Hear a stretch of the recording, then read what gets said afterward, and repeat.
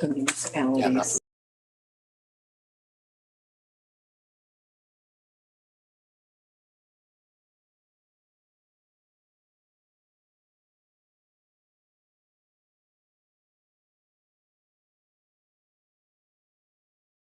I'd like to call to order the March 8th, 2023 regular school committee meeting for the Little Compton School Department. May we all rise for the Pledge of Allegiance. Pledge allegiance to the flag of the United States of America and to the republic for which it stands, one nation, under God, indivisible, with liberty and justice for all. Thank you, everyone. If we could just lower our heads and open our hearts, have a moment of reflection.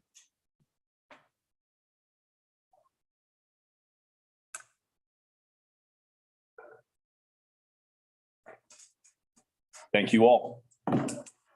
All right, consent agenda. We were just small talking a little bit before. We have to pull a couple of these items before we do a voting and such. That being said, with just reviewing it, does anyone have any questions or want to pull anything before we pull the items because of quorum and that kind of thing? Good. All right, so because Hannah was not, what were the dates, Hannah? I just don't want to. It was the February 8th. I was not present at the regular meeting and the budget workshop on February 8th. Okay, so we'll pull those two items, 2.1 and 2.2. Myself, Megan, and Michael will vote on those. Motion to approve, or can I have a motion to approve the minutes from the budget workshop and the regular meeting on February 8th? Motion to approve. Do I have a second? Second. All in favor? Aye. All opposed? Motion carries. The remaining items 2.3 through 2.8, any discussion? Motion to approve items 2.3 through 2.8 of the consent agenda. So moved. Do I have a second? Second. All in favor? Aye. Aye. All opposed? Motion carries. We are on to item 3. Principal McKinnon's updated student activities and events at Wilbur McMahon School. Principal McKinnon. Thank you, Thank you. Chairperson. Things, I was putting them up right now. The little Google slides that we have. Our February Students of the Month were recognized yesterday. The theme, the IB theme for the month was theme of caring, and that's students who best exemplified empathy, compassion, and respect, and a commitment to service to each other and to the world. They were recognized yesterday with a little certificate and a little treat in my office. Our next thing on February 9th, Dr. Mitchell was with us that night. We had what was the script spelling bee, the Wilbur McMahon School version of the script spelling bee. Quite a night. We had 12 contestants in grades 3 through 8. Our winner was an 8th grader, Marjorie Leary, who will be competing at Lincoln Middle School on March 18th. It's also the same day as our science fair. But I think the highlight of the night, as Dr. Mitchell will probably agree with, was a young 4th grade student, Annie Morley, who for about 5 or 6 rounds went toe to toe with the 8th graders, word for word. That's awesome. Tripped up on a word. I think she looks back on, knows she knew it, but really did an outstanding job, and it was quite spectacular. Next up, John. Also that same day, on March 18th, we have 4 or 5 students who will be competing at the State Science Fair, the Science and Engineering Fair at CCRI. Unfortunately, that time is also the same time as the script spelling bee up in Lincoln, and one of our students is in both. She has since chose to do the spelling bee on that day, but she would be competing at the science fair as well. We are currently right now, if you want to go to the next one, we are currently with our 8th graders getting ready for the community project, which is an IB initiative. The students right now are in the investigation stage, which is the most difficult stage. There's a paper that they need to write. There's some research that they need to do. They're meeting with their mentors for up to 15 hours, over this time.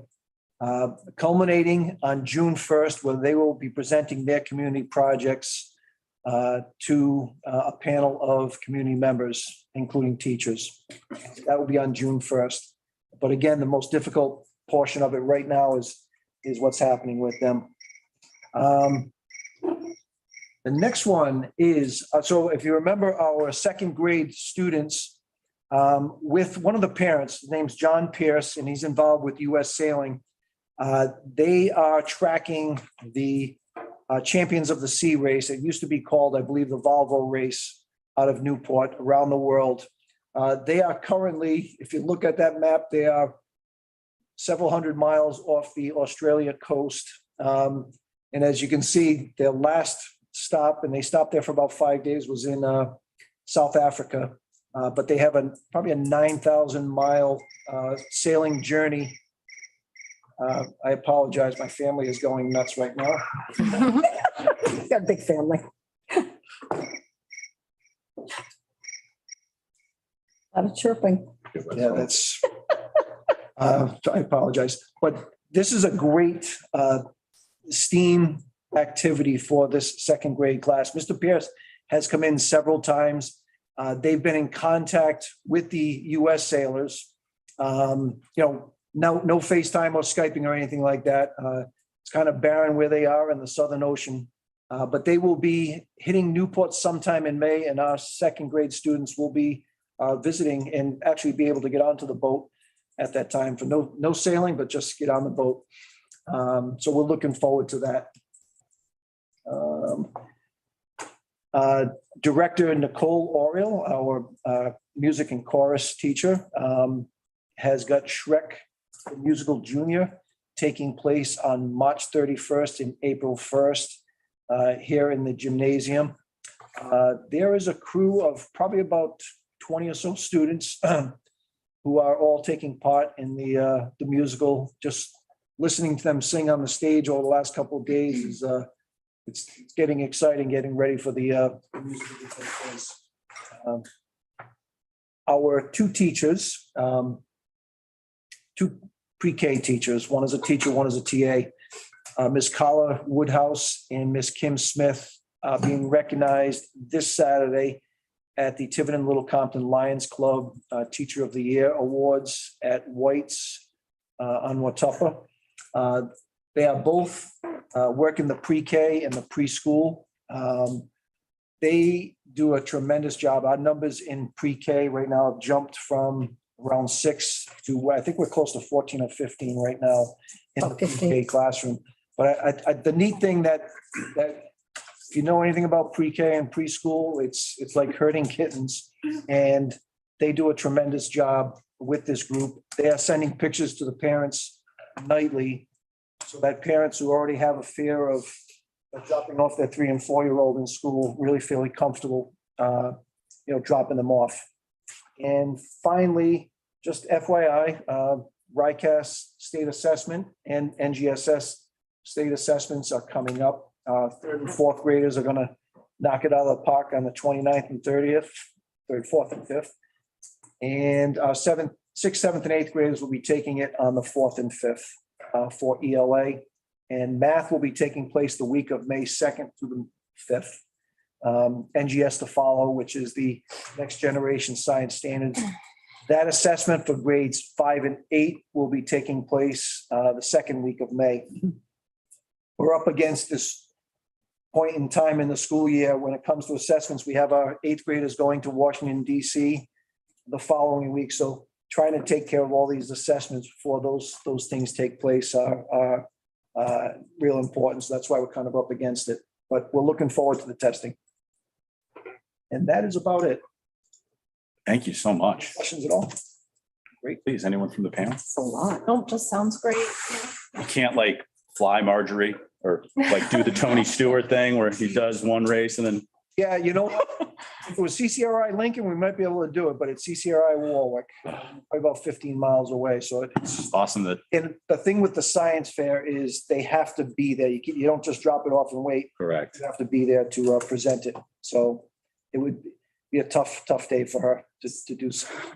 Still really great stuff. Really great. I think she's gonna perform well up in Lincoln. I really believe that.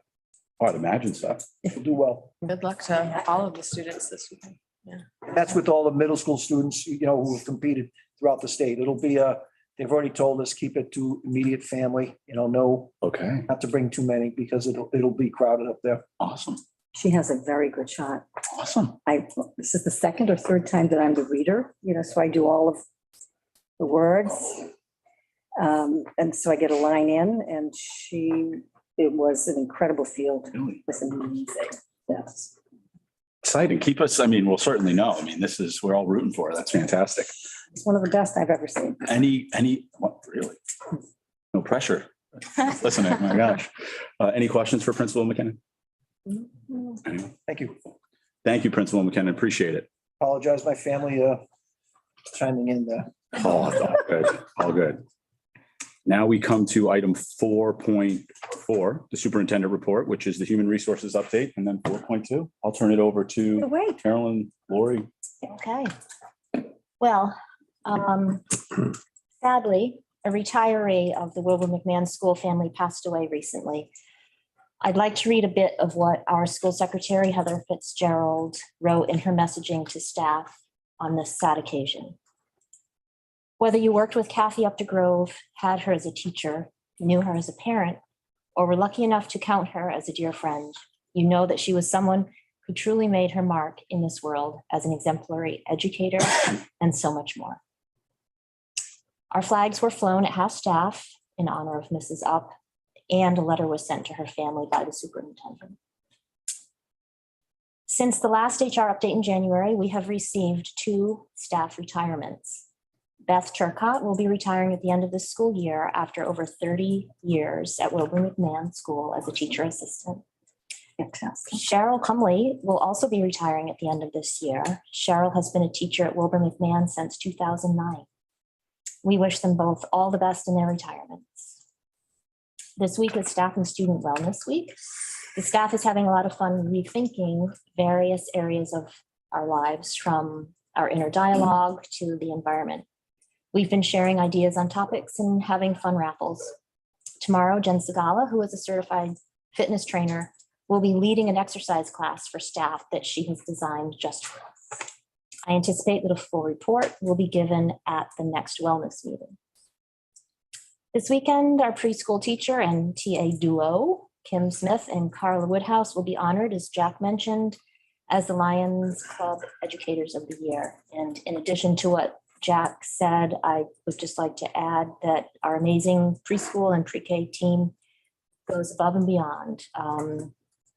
And these are just the things I know. They have learned new methods of communication to accommodate the needs of their students and families. And they're always quick to point out where we can do better, such as improving accessibility to the building, as one example. And of course, preschool and pre-K is where the strong foundation of our early elementary students begins. So we're very proud. Finally, in her report tonight, the superintendent will be introducing us to Mr. Mark Dufresne, who will be assisting with the special education transition that is a direct result of the dissolution of the Newport County Regional Program. That is it. Carolyn. Mark, your reputation precedes you. Mr. Dufresne possesses a Rhode Island and Massachusetts certification, current certification as a special education director, and he will be serving as our special education transition consultant during this next phase. Board has met a few times since our last school committee meeting. We met on February 17th, the Friday before break. And again, Monday, when we get back from break on the 27th.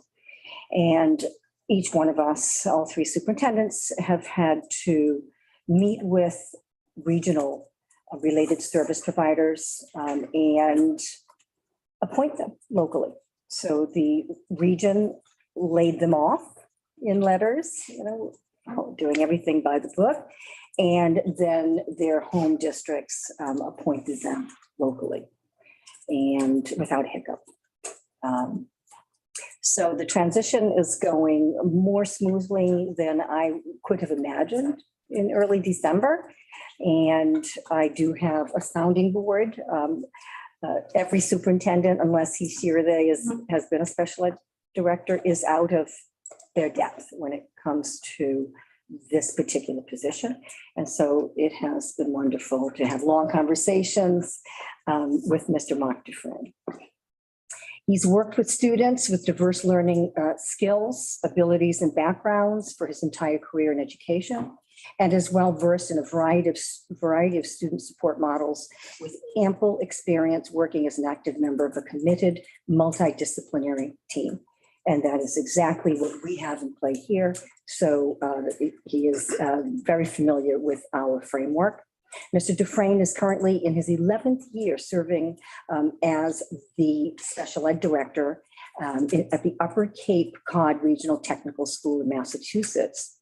His duties include responsibility for full coordination of all special education procedures and protocols, serving as an active member of the school's leadership team, and providing input into programmatic and policy decisions. Mr. Dufresne has 38 years of administrative experience, having also served as Director of Special Education / Vice Principal at Bristol County Agricultural High School for 10 years, and as school director at Community Care Services Southeast Alternative School, JRI Incorporated, a private special education day school program serving significantly at-risk populations, including adjudicated kids. So the public is invited on Tuesday evening for a second open forum, just like the one that we had previously. So Tuesday, March 14th at 7 p.m. in the Wilbur McMahon School Library here. We will have a meet and greet and sort of more of a reception environment with our usual delicious treats from Chartwell's. We'll have some little appetizers and beverages. Also, Mr. Dufresne will be on site on Friday with Principal McKinnon touring the building, pushing into some of the classrooms with co-teaching models and checking out our preschool. Our little 3-year-olds and 4-year-olds are sure to delight you. And so on behalf of the town of Little Compton and the Little Compton School Department, I want to thank you for agreeing to be our consultant during this crunch time. The dissolution of the 40-plus-year-old regional collaborative, special ed collaborative, came fast and furiously. And I'm just so grateful that someone with the breadth and depth of your experience has agreed to partner with us until the end of June and get everything falling into place. So we have our staff, and they start July 1st, our social worker and our psychologist and our speech language pathologist. Next, we'll forge relationships as a district with Bristol County Rehabilitation Services for those services that even the region outsources, occupational therapy and physical therapy and so forth. So we will be ready July 1st to hit the ground running. We have a few applicants for the permanent directorship. And so we are moving forward faster and, like I said, a bit more smoothly than anticipated. So welcome aboard and thank you. Thank you. I appreciate the opportunity. Look forward to it. And would you like to say a few words or? Yeah, just, pretty much I appreciate, the opportunity to be at this meeting and start to get to know a little bit about the culture here in Little Compton. I live in Tiverton, so I'm right nearby. I think it's a new experience for me because all of my experience has been with adolescents up until this point. So, working with pre-K through 8 is going to be a new, opportunity for me. And I look forward to the challenge. So thank you. Thank you, Mark. Yes, welcome. Does anyone have any questions? Yeah, so is One more. the June 30th, that's it? You're no longer available to us if we need you afterwards, or can we extend that if need be? I think that's sort of open-ended. Absolutely. Yes. Yeah, as I said, I'm retiring from Upper Cape on June 30th. So, I'm gonna need something to do, so unless my wife wants to give me wellness or thing to, I'll be, grateful for the opportunity to get out of the house. And we do have the full-time position that is open. Like the part-time position permanent, for the directorship. Full-time for us, 0.6. Megan, Hannah, any No. questions? No question. It's highly recommended, and I couldn't be more thrilled. Welcome aboard. We're Thank you. excited to have your breadth of knowledge really as we navigate these waters. I'm excited to thank you, Lori. Glad that this is moving along. It really It is. was definitely something that I had great concern about when first shared. And it seems to me that we're expediting in a direction that's going to set the stakeholders and the students and the outcomes up for success as we move forward. Absolutely. And Director Krager and Assistant Director Mary Serber, they will also be speaking with Mr. Dufresne. And so there'll be two-way communication there as well. Awesome. Hopefully, one or both will come Tuesday night, as they did the last time. Okay. And so, yeah, it's What time Tuesday? You said 7? 7. It ended up being 7 to 9 the last time. People really enjoyed sticking around and chit-chatting. We hope it doesn't go that long. Yeah. No. Before we move forward quickly, Principal McKinnon mentioned it, Carolyn mentioned it. We're bringing in somebody that we're really trying to champion that early development and catching the children at a young age, identifying and making sure that they can have success through their entire educational experience. And as somebody that has a child that's in kindergarten, I have spoken with others, and I can't say enough great things about Miss Kim Smith, Miss Carla Woodhouse, Amazing. the work they do. When you talk to other parents unsolicited, to hear them share the feelings that I have for them, really, no two could be more deserving. We have an unbelievable staff here, but those two really do set themselves apart with their outreach to the parents, making sure the children are comfortable, really transitioning them from the home into the school. And in the last 18 to 24 months, I know how difficult that's been. They've done a marvelous job of making our students comfortable. So really just wanted to champion that and then echo the recognition there. Jack and I will both be at the gathering. At the gathering. Saturday night, fetching. Yes. Unfortunately, some of us have to support the Wilbur McMahon School band at the Providence. Right. Oh, that's right. Yeah. A little bit of conflict there as well, but nonetheless, it's great to celebrate them and then also celebrate our students on Saturday night. It's really great. Those two educators are extraordinary. You heard it that night at the open forum. Mhm. Many parents 100%. unsolicited. 100%. Effusive praise. 100%. All right. Friday. We are on to item 5. Mr. John McNamee with our finance report, item 5.1. Thank you, Mr. Chair. At this point, not a lot of changes since the last time we reviewed it. We're still looking for a projected surplus for this year, somewhere around 130,000.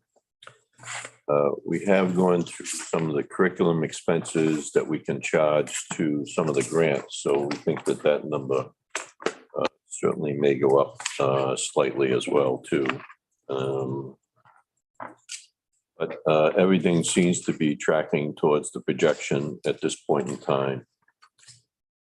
The audit was finally issued on March 1st. So the numbers that were reported back in our meeting on the 28th were cast in stone at that point in time. So we are looking at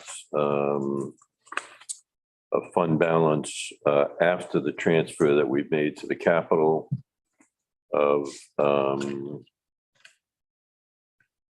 about 300 and some odd $1,000 at this point. So I think we're in pretty good shape with our fund balance as we go forward.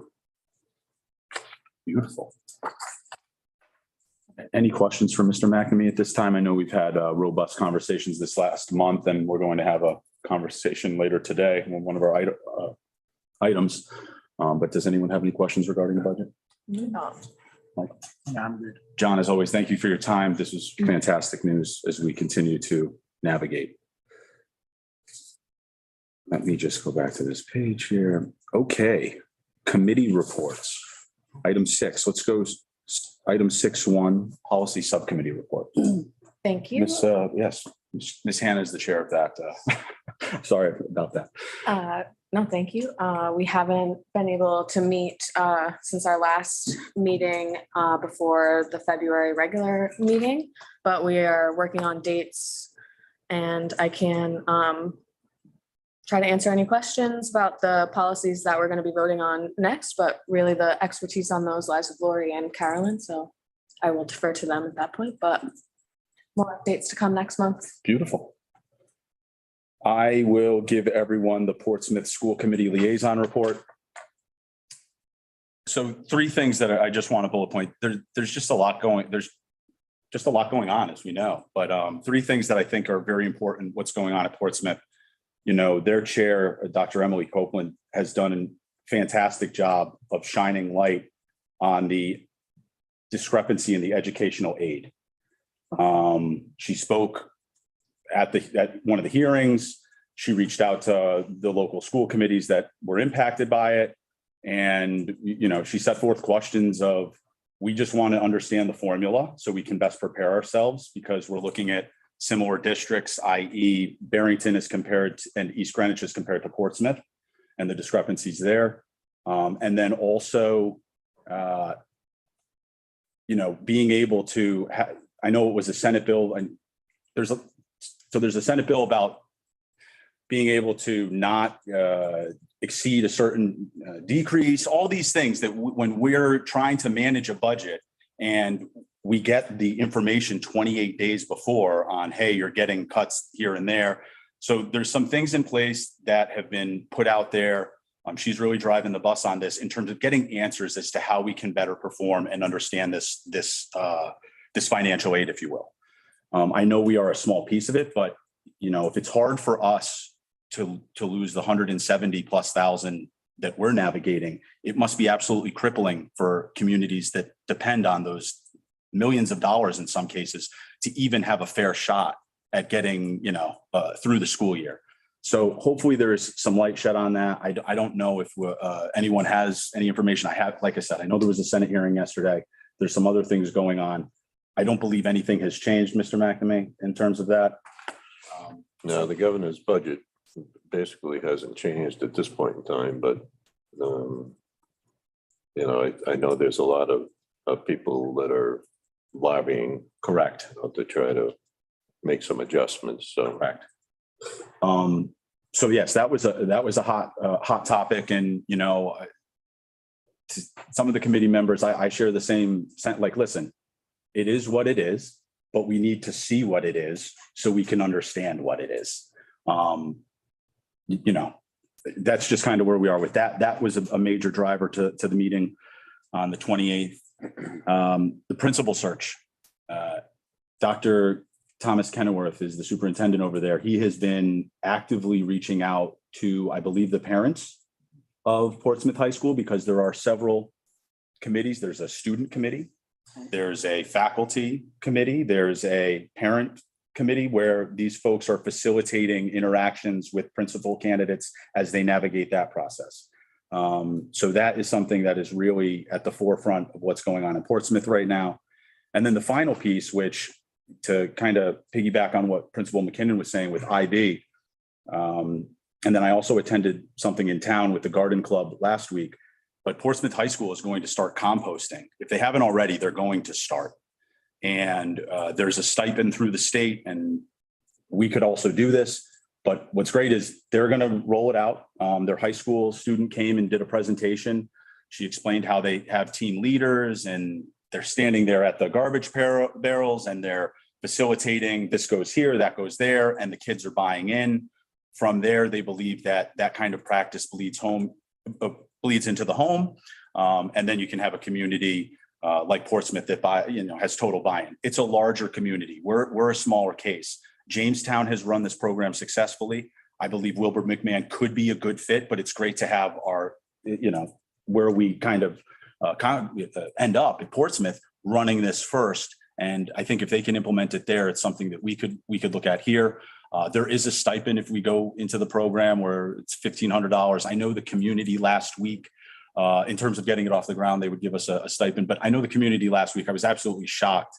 I wish we had that kind of, maybe there are out there in YouTube land of people watching, but the room was filled for the garden club for this presentation.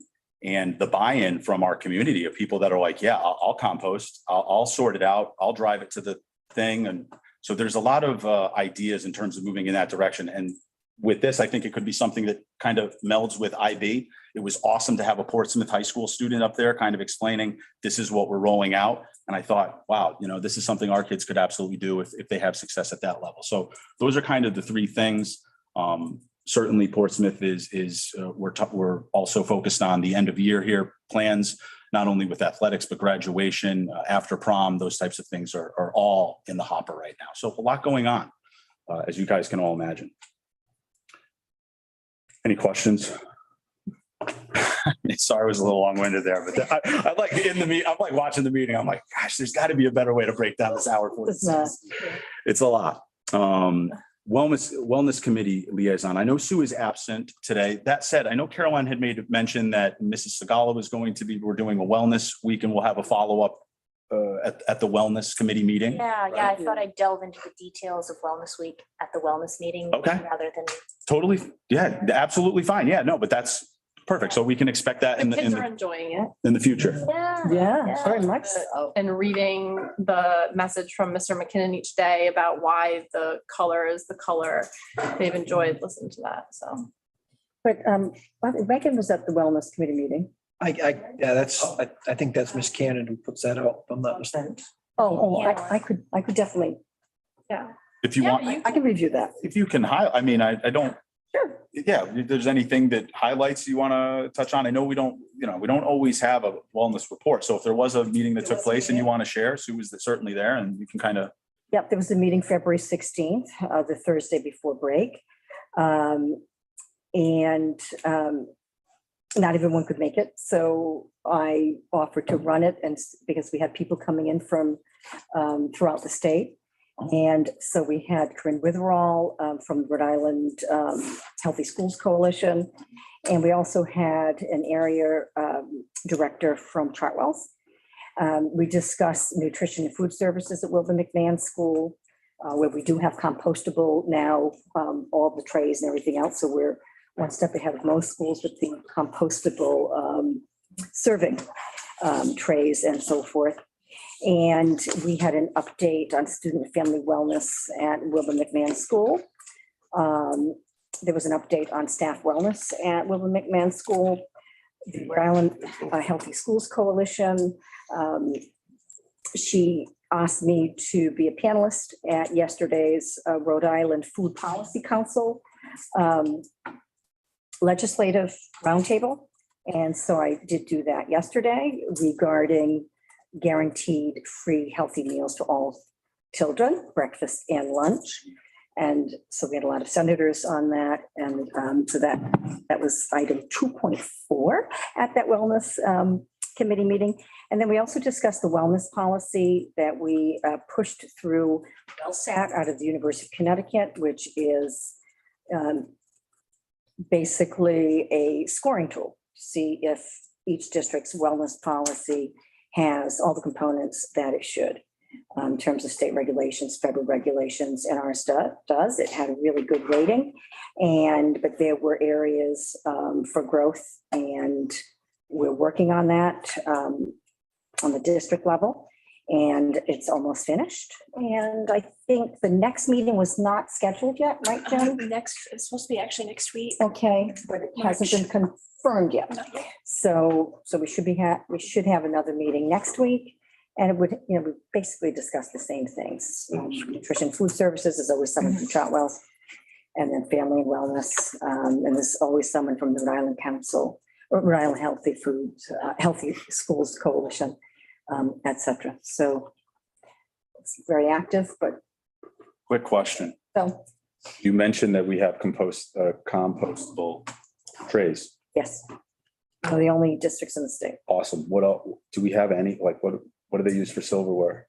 I did try to ask Duke, and he was like, oh yeah, it's great. I'm like, talk to me. What goes on in their plate? Like, it was hard to like have them navigate. Yeah, not everything's compostable. We did move to those and they're very, it's more money, at least 60% more. So we're starting, but there was a composting discussion with town hall and the schools. Yes. I want to say about a year and a half ago, and also with the farmer from Mr. Goulart. Goulart also attended, so that kind of ties into healthy school. It was all part of this as well. Because Charles was involved in that too. So Utensils, we use plastic. I believe so. Yeah, single use, Plastic. yeah. Not cool, but we are working. Cups, other paper, areas. plastic. Paper. Cups. Cups. But the compostable Oh, good. I'm just trying to. are huge. Oh, yeah. No question. That's a biggie. This is a question for the whole panel, the whole side here. If we get a dishwasher, Wouldn't that be great? does that change? We are getting a dishwasher. I know, but does that change? Like, do we need now trays or do we invest in like washable trays? Away from We're Fair, fair. Never mind. My bad. food services, My bad. food service. Something to think about. But Thank you for getting that dishwasher in the CapEx, Mr. McNamee. All right, Lori, I appreciate it. Anyone else have questions for Lori? Mr. Michael Rocha, Town Recreational Committee report. Sure. So the rec committee met on February 8th at the community center. Different items we spoke about. The availability of the gymnasium, how the majority of the events are, for the most part, Monday through Friday. There is something on Saturdays, and then the availability is a little bit tougher because of staffing, not being able to get enough staff in on the weekends. That was one of the issues that was brought up. The second thing was we discussed about replacing the lights on the concession stand because they went through a rebuild of the concession stand. So there was lights that were taken down, so there's going to be lights put back, plus additional lights, so that there would be lights on the gable ends. So we're working on that. There's also a group that came in to speak to the rec committee. They're going to be presenting a private stroke at the financial town meeting for the replacement of the existing tennis courts that are down by the walking track right now. So those are the three items that we had spoke about at our meeting. And the next meeting is, I'll get back to you on that. Oh, good. Great stuff. If there was staffing more readily available, the gym would be open on weekends?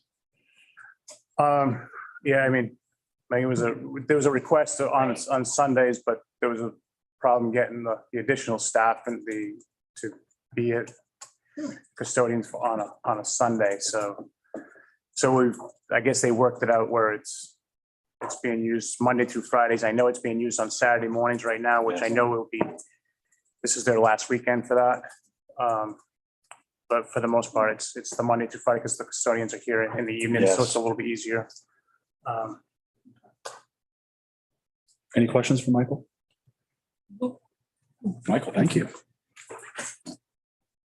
Item 7.1, discussion of installation of solar panels on the roof of Wilbur McMahon School building. Okay, You're the man there. John McNamee. so this project was to the town council by a taxpayer, Dr. Larkin. Many of you may know him. And he had a petition signed, and so the town council told him to pursue the ability to put solar on all the town buildings. So he went out and the town did issue an RFP to put solar on all the buildings. This was done probably in mid-January, so I think the results of the RFPs came in mid-February. And we had three bidders, Solar Power, Newport Renewables, and Rise Engineering. So based on those bids, it would be gross with before any incentives. Newport Renewables was 856,000. Rise Engineering was 1,184,000, and Solar Power was 581. And there are a bunch of differences in terms of how much being power is going to be generated by the solar panels, et cetera.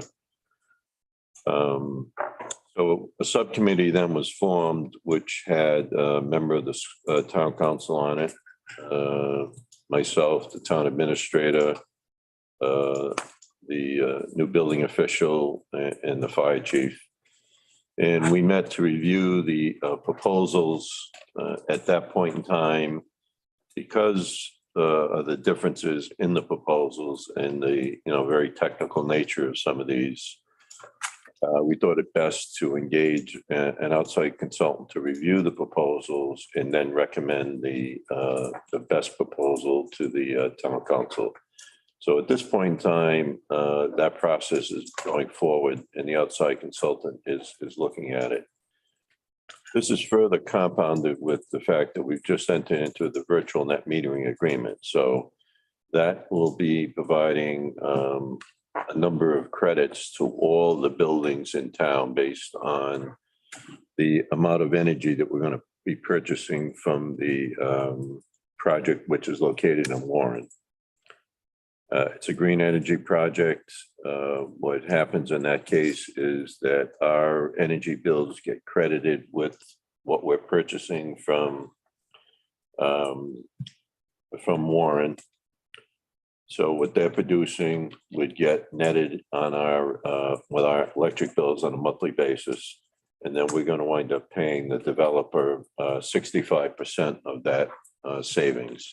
So in essence, we wind up saving 35% on our electric bills based on this. That was something that a lot of districts had done because there's no upfront cost in that. So we don't have to invest in any equipment. We're not dealing with, placing solar panels on the roofs, looking at the maintenance on those things. So that was kind of a no-brainer. But this solar was kind of interesting because it then can provide some additional green energy to the town's buildings. And to the extent that we're seeing an increase in the use of electricity. So for example, here, if we decide that we're going to be moving away from fossil fuel and getting into heat pumps, we're going to be seeing an increase, obviously, in the use of electricity. To give you an example, we're building a new physical education center in Lincoln. That building will be zero net energy. So we're putting on a solar array on that building, which is going to cover all the electricity, which is the heating and the other electric needs in that building with the solar array that's going to be put on that building. So that's a substantial savings. With these roofs, there's only, there's a certain positioning, you got to look at the shading, you got to look at the, the structure on the roofs. And some of that has been preliminary looked at by the RFP and some of the engineers. So it does look like we can effectively put solar on all the roofs. Now, some question as to, how's that financing going to work? Is something being brought up at the financial town meeting? So some of those things are going to have to get ironed out over the next couple of months. In our case, we have a 5-year or 10-year plan actually that was approved by the town council, school committee, town council, as well as the Department of Education, so that in our case, whatever we put on our roof, we're going to wind up getting additional incentives through housing aids. So we're going to get probably at least 50% back. So the net payback on a project like that for the school is going to be much better than it would be for on a town building. So we can look into that, and to the extent that it might be maybe it doesn't move forward at the town level, we have the ability with the capital reserve money that we're setting aside to maybe do something if we decide to go forward on our own with the right incentives. What the consultants are going to be looking at, which will be good from our standpoint, because the concern I have is that you don't want to build up credits that you can't use. So the virtual net metering is going to generate some credits on our electric bill on a monthly basis.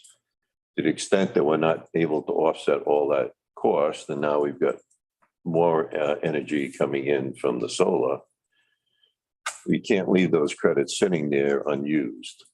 So they're going to take a look at that as well. So it'll be interesting to see what they come back with on that. And I think that will give us kind of a better perspective as to which we would want to go relative to this project. So at this point, it is moving forward. They have a consultant involved. I would assume that probably within the next month that there should be a presentation done to the town council in terms of how they should move forward on it. And then we can go from there. Okay. Thank you very much. Does anyone have questions for Mr. McNamee? Yeah. So the estimates that were received, that's for the town buildings as well as the school building, or is that just? Yeah, that was the total. Yeah. So that was the school, town hall, and the public safety complex. What's that? Right. The school, obviously, in all cases, is the largest of them all in terms of the solar arrays that we're going to put on there. Plus, we're the largest user in the two. So out of those three samples, do you know what the portion of that is for the schools? Yeah. So, for example, on Newport Renewables, the gross is 513,000. After the incentives, it's 247,000. And then out of that 247, we would wind up getting another 50% in housing aid. So our net cost would be somewhere around, let's say, 125,000. That housing. So 125 would be our net cost to. Right. So that would be some of the incentives are going to get paid. So you have to upfront some of that money. So there's a $75,000 incentive that we'll get from the state. And then under the new bill that Congress has passed, the infrastructure bill, there's a 30% credit that we would get, plus the 75 for the state. And then those would come in after we upfronted the money. So, which is not an issue. And then RIDE, we could either use PAYGO money or, so we might be able to get that paid as we go along. So, so our net cost at 125, the payback on that, when you think we're probably right now, without the virtual net metering, we're probably close to $80,000 to $85,000 in energy costs. You know, it's a couple of year payback. So it's pretty good. Right, so we would be net zero on our costs with that. Well, no, because we still got to pay the net meter in. Yeah, and the other issue is we've got to make sure that we're not going to leave those credits there and they're just going to be sitting there unused too, because there are some issues with that as well too. So that's why I want to wait for the consultant's report to come back just to make sure. If the town does move forward, we could always do something where we can take and allocate a portion of the virtual net metering away from the school if we had to. That's it. And give it to the town. There's also some discussion that you could also do a virtual net metering with other not-for-profits in town. So we would be doing the same thing that Warren is doing with us, so that we can then lay off some of those credits to some of the other buildings in town that could use the credits. Just so at the end of the day, we're in that area of 125 net cost to us approximately after all your credits and what have you, is what you're thinking. I know it's not finalized, but I'm just. Well, that is on the Newport Renewables, which is the lead on this. Some of the others, for example, Rise Engineering is probably $120,000 higher on gross costs than Newport Renewables. Solar Power is probably 150,000 less than Newport Renewables, but there's a question as to whether Solar Power had the ability to do the project. So There, I was gonna say. right now, it does look like the Newport Renewables might be the lead on that, but then we got to wait for the consultant to go through their evaluation. So Thank you, John. it's Thank you for bringing us up to speed. It'd be great if we could throw some electricity to the other municipal buildings with the credits we receive. All right. Item 8, public input. Anyone that would,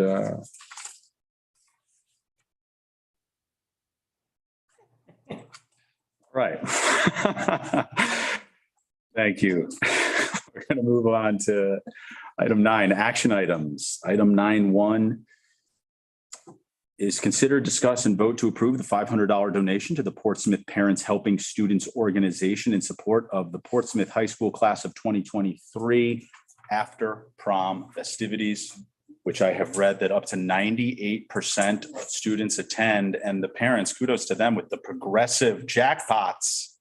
Got to be present Oh, it's to win. It's awesome. So do we have any discussion? Do I have a motion to approve the $500 donation to the Portsmouth Helping Students Organization? So moved. Do I have a second? Second. All those in favor? Aye. All opposed? No, the motion carries. That's a great thing, the after prom party. Item 9.2, consider, discuss, and vote to approve the Little Compton School Department 23-24 school year calendar. To, before we, if there is discussion, but to speak to Sean's PowerPoint presentation, I'm going to have to go home and tell my son tonight that his first day of school is on his birthday. So we really do have dog catcher authority here. It doesn't, just because you know a guy doesn't mean we could swing a day or two. Do we have any discussion, thoughts, any input here? Go ahead, Lori. Please. As you know, we send our high school kids to Portsmouth, and our transportation ecosystem is embedded with those high school kids. So we do always follow, to the degree that we can, Portsmouth's calendar, which was just finalized last Thursday, if I'm not mistaken. Very late, but I think the whole state was late because the Department of Ed sent us 3 different versions over the past 6 or so weeks. Each one was an improvement on the other, so I'm not complaining. The first version had the week before the current April vacation, and there was a lot of pushback. The East Bay superintendents got together, we pushed back on that. And the commissioner, can you bring that to show April? The commissioner did listen, and we're back to an April vacation that syncs with Massachusetts because we share a lot I of. was gonna ask. Yes. Okay. So That the makes first iteration of the 2024 calendar, April break was, the week of the 8th rather than the 15th, and it was way off. And we just crossed our fingers, Tom and Colleen and Peter and Rosemary and everyone else in the East Bay, and we were heard. And other superintendents also supported us, but we did a group memo. So I think we have a really good calendar here, and our parents need to know so they can schedule vacations on non-instructional days only. And so we have the requisite 180 days for our kids, 183 days for our staff. And that's it. We are pretty much in sync with Portsmouth, even though we have one more PD day than they do, because they do release time days, and that's how they get a lot of their professional learning in. But we're Beautiful. good. Thank you, Lori. I will consider a motion to approve the Little Compton School Department. Oh, go ahead, Michael. So you mentioned that the state sent down 3 different versions of the calendar. Right. Why are we going by the state? what says that we have to go by what the state's telling us what our calendar is? They're prescribing it less and less since 2020. For the 2021 school year, it was the first pandemic full school year, and they were very prescriptive. They wanted all of our PD days to be in sync. They gave us ranges, but not many. If you remember, we were supposed to start earlier, then we started later.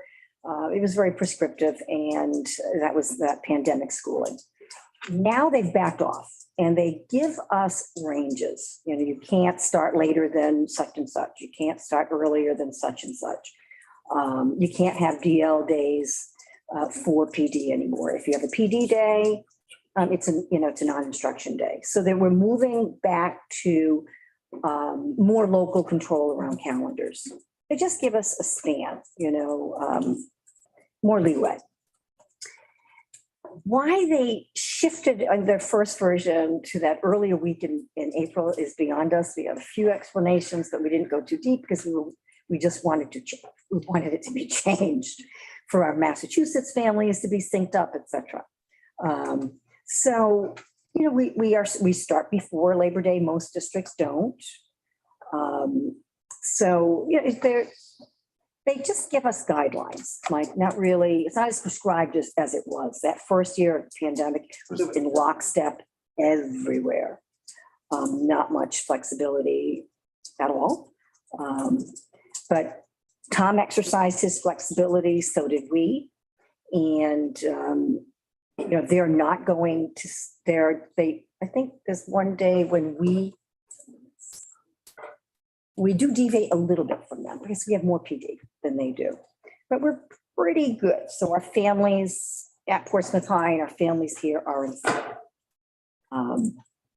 Some districts have done away with February break as we know it. And I was in a district for a few years when they did the same. They cut it in half. It was just 3 days of that week. Some districts continued to do that. So there's still more leeway now than there was for the, 2 years or so during the pandemic. That was prescribed. So my honest feeling is that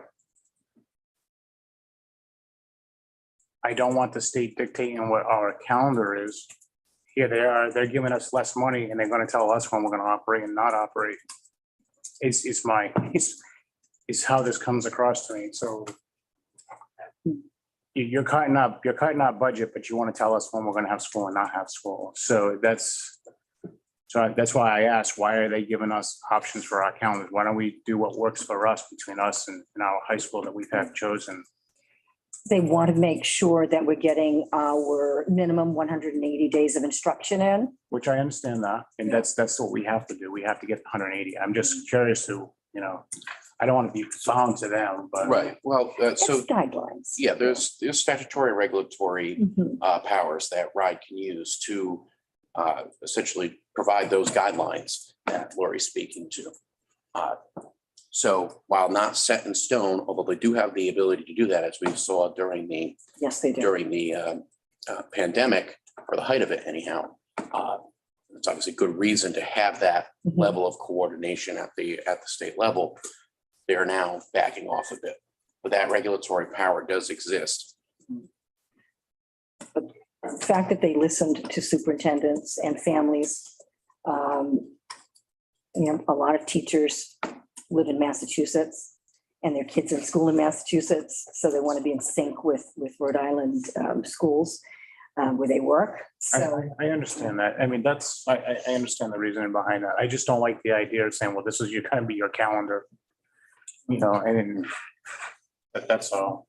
I mean, and I understand what you're saying. They're giving guidance and what have you, when you can start and end, but I just don't like the idea of somebody up in Providence is going to tell us when we're going to operate, when they don't know what our operations are on a day-to-day basis and how we work with our high school. That's all.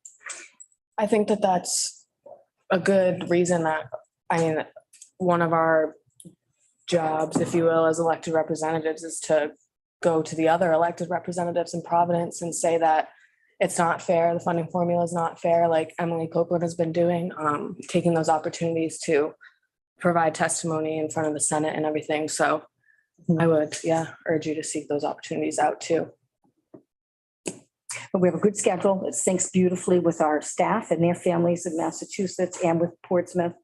Transportation wise, it makes a lot of sense, and that builds in some efficiencies. So I think we're good. Do I have a motion to approve the Little Compton School District 2023-2024 school year calendar? Do I have a second? Second. All in favor? Aye. All opposed? The motion carries. Duke's ears are ringing right now. I do. Sorry, bud. All right.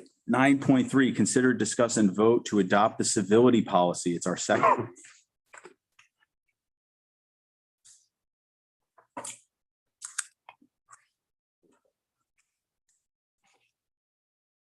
Do I have any discussion, or does anyone want to comment? I don't believe there were any changes in my copy. I was going to say it's just the same one that I'm just seeing. No. Seems pretty straightforward. Do I have a motion to adopt the civility policy? So moved. Do I have a second? Second. All in favor of adopting the civility policy? Aye. Aye. All opposed? The yeas have it. Motion carries. Item 9.4, consider, discuss, and vote to amend the food services account policy. This is our second read.